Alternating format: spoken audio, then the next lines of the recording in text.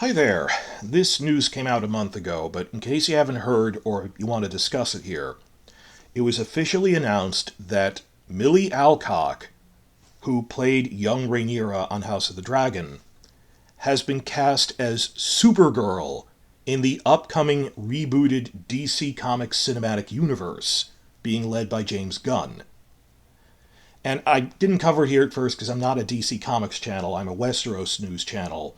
And there was a lot of other stuff that came out the past 3 weeks. We had news about two other spin off projects in development, so I've been busy with other stuff, but I figured I might as well dash something off anyway here, in case you haven't heard, or more for my regular subscribers if you want to discuss this, just to give you a comment section to talk about it and to cheer her on. I already talked about it in a community post, but just made this for the fans. Here we are.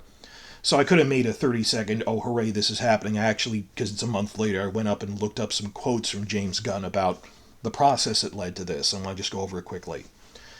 The thing that really surprised me was we knew that Millie Alcock was one of three finalists up for the role. We knew for a couple of months, but I really didn't think she'd get it. I thought she was the last choice, and just mentioned because, oh, she happens to be in the news because of House of the Dragon recently.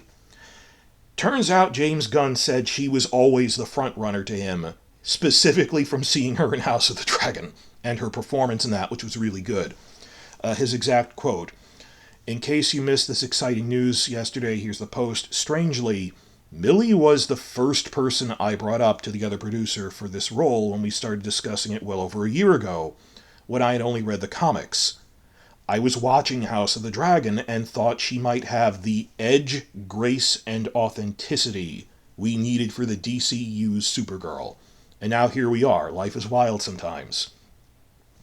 There's only so much we could go mad trying to pick apart what he says by edge, grace, and authenticity, but, you know, good writers can turn that into something good. A bad writer can turn any character into, oh, they're edgy. Batman is edgy, and you can write him as an edgelord or as something really impactful. So depends on the writer, of course, but the phrase he uses is edge, grace, and authenticity. I can see that because, well, quick summary, and I'm going to give another quote by him, that Supergirl has a long and frequently rebooted history since, like, the Golden Age, particularly Crisis on Infinite Earths in '86 really rebooted her a lot. So short version is, in broad strokes, a general trend you see across multiple versions of the character is that whereas Superman was sent to Earth as a baby so he doesn't remember the destruction of Krypton, Supergirl was a teenager at the time, but she survived on a fragment of Krypton, like a city that survived on a fragment of it that was gradually destroyed. So she remembers this destruction as this traumatic event when she was a teenager, but then she went into cryostasis.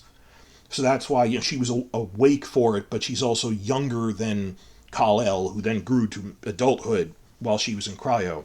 I'm mashing this all in my mind because I'm thinking of the animated version, which in broad strokes pretty much did the same thing for the DC animated universe, but she was in there too. I love the Galatea arc and everything. That came later, but I'm getting ahead of myself.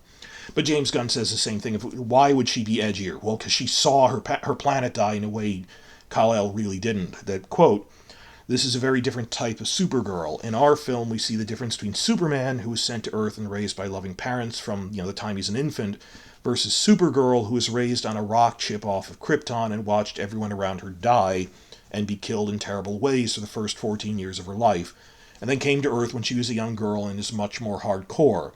She's not exactly the Supergirl we're used to seeing." I can see how he can read that.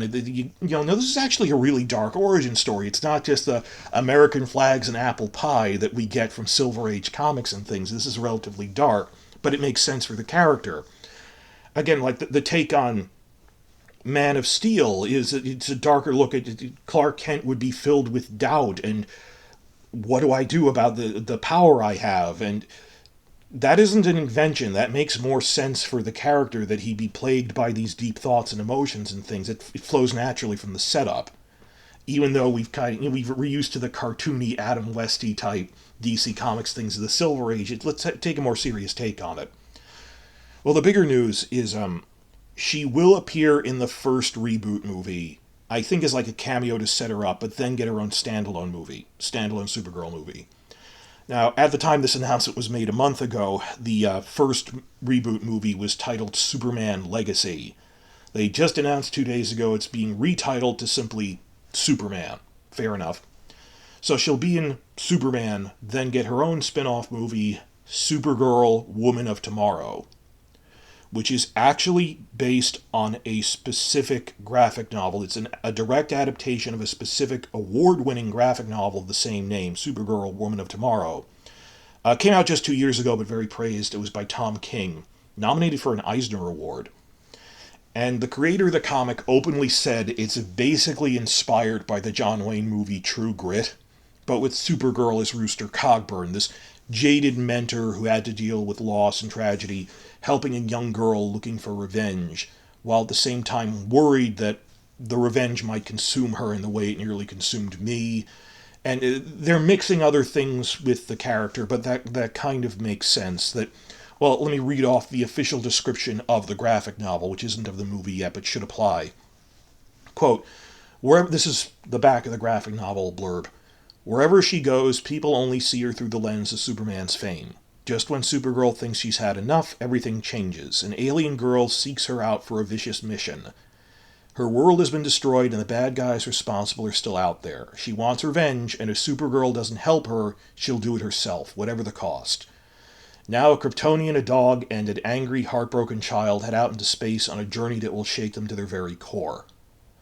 So I think it helps that this was a well-received narrative, pre-existing narrative that they're going to do as a backbone to introducing this character, more than if they made up a story from scratch.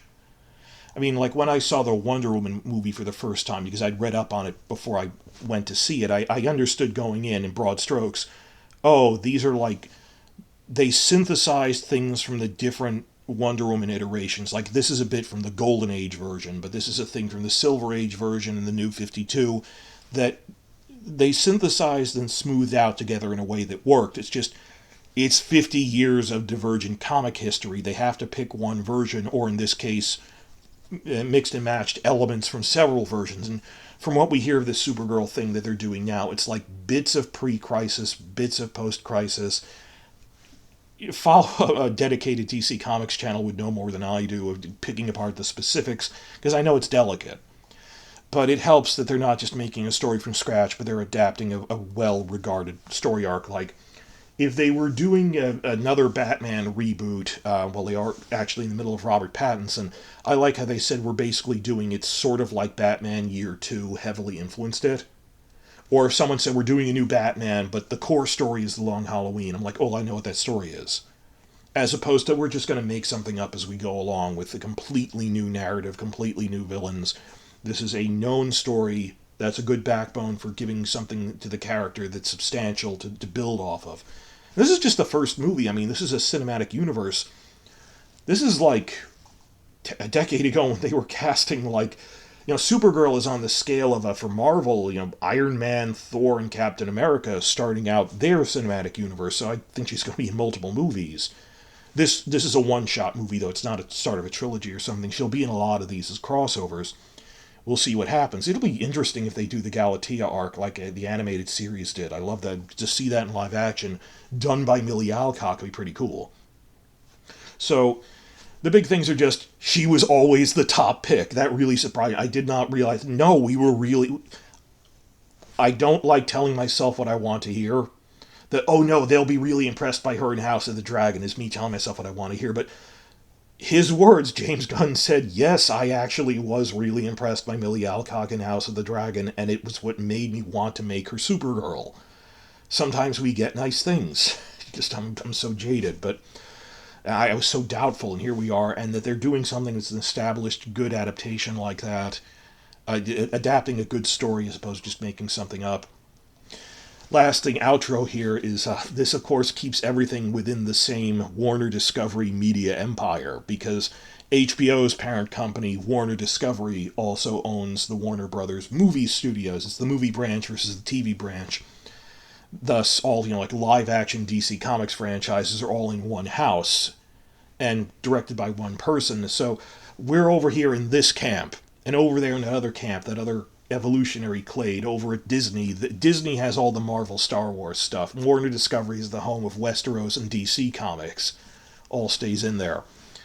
What ties this in nicely is the day they made this announcement, the official Twitter channel for Max, for Warner Discovery's Max streamer, announced it by posting this nice photo of Millie Alcock as Rhaenyra dismounting from her dragon, with the text, "Born to Fly." So that was nice. Yeah, I know it's corny, but it's nice. I'm also smiling because Emily Carey, who played young Alicent Hightower opposite Millie Alcock in House of the Dragon, before that, she was probably best well known for briefly playing young Wonder Woman in the Gal Gadot Wonder Woman movie. I mean, she was only like 12 at the time, and it was for literally 1 minute of footage. It's like 60 seconds of footage. She's like 14 during the training montage. And obviously, Carrie was a lot younger. It wasn't meant to be a headliner thing, but it's still, she was very proud of it that I was Wonder Woman briefly for that. And behind the scenes, that she got to go around and meet the other DC Comics cast, that she met Jason Momoa because he was Aquaman at the time, and he was also from the Westeros show. So it's nice seeing that the day this news broke, Emily Carey on Instagram welcoming Millie Alcock to the DC Comics universe, and hooray, because they're really best friends in real life, because, when you have like a soap opera or any type of show where you have two characters who spend a lot of screen time yelling at each other, well, they're co-workers, they're getting that right, but off camera, the camera stops rolling and they're really good friends, because they spent most of their scenes together. So it's nice to see her congratulating her, but still, in the spirit of the Rhaenyra versus Alicent rivalry, I'll close this video with a question for the comments section, and I'll try to answer all of them. Who would win in a fight between Supergirl and Wonder Woman? Because as we all know, Wonder Woman's powers are magic-based, and Kryptonians are just as vulnerable to magic as any other mortals. Think about it. Let's discuss this in the comments section.